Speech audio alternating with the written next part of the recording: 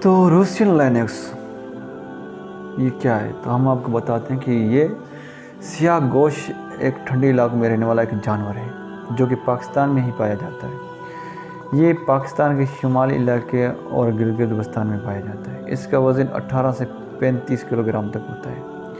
یہ جانور دن کو دیکھنا مشکل ہے کیونکہ یہ رات کو باہر نکلتے ہیں۔ اس کے جسم کا زرد اور بھورا رنگ اس دوسرے جانور کا شکار ہونے سے بچاتا ہے۔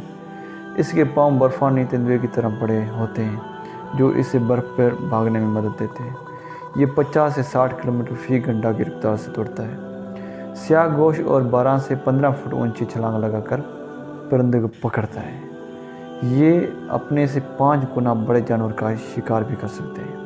یہ دیکھنے میں تیندوے جیسا لگتا ہے۔ یہ پہاڑی بکریوں اور بھیڑوں کا شکار بھی کرتا ہے۔ یہ ایک دن میں 1-2 کلو گوشت ضرور کھاتا ہے۔